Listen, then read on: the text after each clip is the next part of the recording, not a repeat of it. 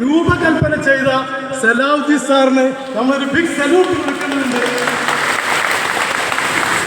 അതുപോലെ തന്നെ ഈ ഒരു പ്ലാറ്റ്ഫോം നമുക്കറിയാം, ഈ പ്ലാറ്റ്ഫോം നമ്മൾ പരസ്പരം ഇതിലെ ഓരോരുത്തർക്കറിയാം.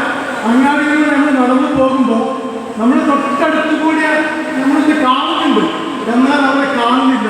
ആ രൂപത്തിൽ സഞ്ചരിച്ചിരുന്ന ആളുകൾ, പരസ്പരം മിണ്ടാത്ത ആളുകൾ, കാണുമ്പോൾ പോലും കൈ കൊടുക്കുകയോ ചിരിക്കുകയോ ചെയ്യാത്ത ആളുകൾ, ഈ ആളുകൾ ഇപ്പോൾ ആ നാട്ടിൽ ഒരു കൂട്ടായിട്ടൊരു പ്രദേശത്തിലേക്ക് എത്തിച്ചേരുകയും ആ പ്രദേശത്ത് നിന്ന് ഈ വ്യായാമം നടത്തിക്കഴിഞ്ഞിട്ട് അവർ പരസ്പരം കൈ കൊടുത്ത് പുറത്തൊക്കെ തട്ടി കെട്ടിപ്പിടിച്ച് പിരിയുമ്പോഴുണ്ടാകുന്ന ഒരു ആനന്ദം അനുഭവിച്ചവരാണ് ഇവിടെ ഇരിക്കുന്ന അധിക ആളുകൾ. നമുക്കറിയാം, ഇത് അനുഭവിക്കാൻ ഭാഗ്യം കിട്ടാത്ത ഒരു പറ്റം ആളുകൾ ഇവിടെ പുറത്തുണ്ട്.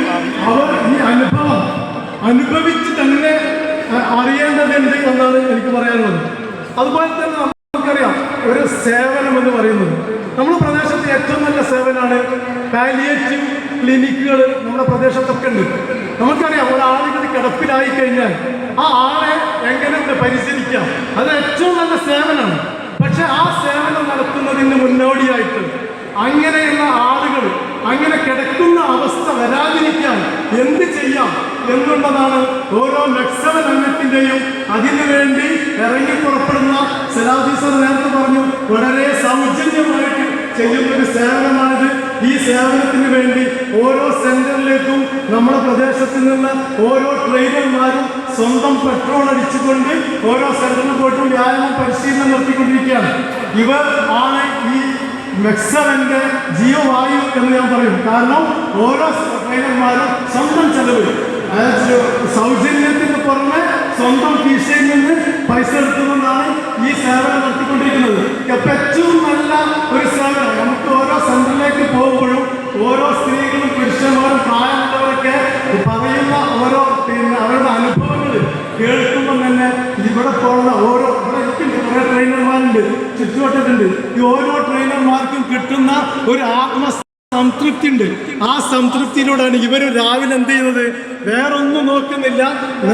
എൻ്റെ സെൻറ്റർ, നമ്മുടെ പ്രദേശത്തുള്ള സെൻറ്ററിലേക്ക് പോകാതെ 2-3 കിലോമീറ്റർ അല്ലെങ്കിൽ 12 കിലോമീറ്റർ അപ്പുറമുള്ള മാനാഞ്ചിറയിലും ബീച്ചിലൊക്കെ പോയിട്ട് ട്രെയിനിങ് നടത്തിക്കൊണ്ട് ആ ഓരോ ട്രെയിനർമാർക്കും കിട്ടുന്നുണ്ട്. അതുകൊണ്ട് അതിൻ്റെ ആ ഭാഗമായിട്ട് എനിക്ക് പറയാനുള്ളത്, ഈ മെക്സവൻ അംഗങ്ങൾ ഓരോരുത്തരും ട്രെയിനർമാരായി മാറിക്കൊണ്ട് എന്ത് ചെയ്യണം, ഇതിലേക്ക് പ്രവേശിക്കേണ്ടതുണ്ട്. പിന്നെ നമുക്ക് ശ്രദ്ധിക്കേണ്ട ഒരു സംഗതിയുണ്ട്.